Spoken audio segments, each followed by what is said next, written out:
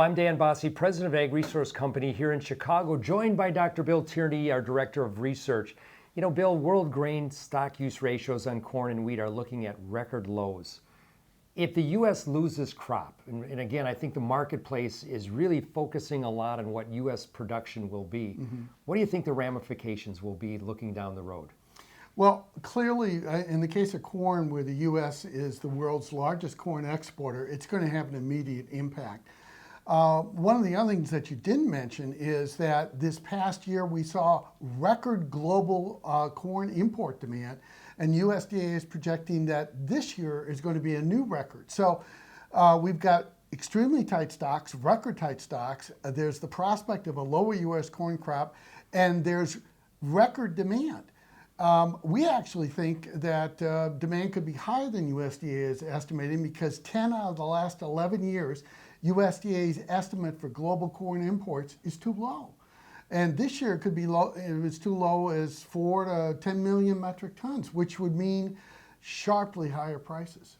Yeah, it's an interesting outlook for the corn market, and it really spreads into wheat and oats and a lot of other things. The one thing different this year than last year is the world can't rely on wheat as a feedstock. So as we move into next summer, I think those stock-use ratios really have a bearing, and that importance of that Argentinian crop in your mind is really big this, I would imagine, this winter. Yeah, I think the Argentine crop is almost out of the woods.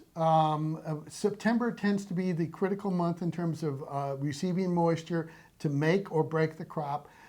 We do have to worry about effects of La Nina, but I think the Argentine crop and the Australian crop will give the global market some relief. But what I'm worried about is exports out of Russia, exports out of the European Union, and exports out of Canada.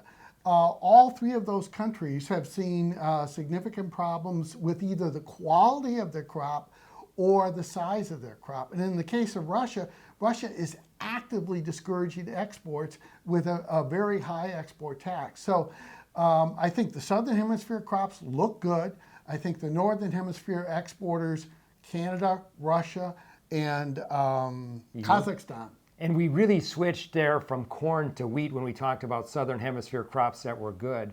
And so both, if you will, have supply shortages, which will become important. Well, it's not so much a supply shortage, because last year we had fairly large crops. What we have to face up to is that demand is growing. Global demand is growing. And one of the factors that we haven't talked about is this whole new push for renewable diesel, sustainable aviation fuel. I have a lot of concern that we're going to have a whole new set of demand factors growing in the market that's just going to increase pressure on the crop base that we have. Here in the United States, we don't have any more cropland. Europe doesn't have any more cropland. It's only in South America that they can bring new land into production, but that's going to require even higher prices than what we see today.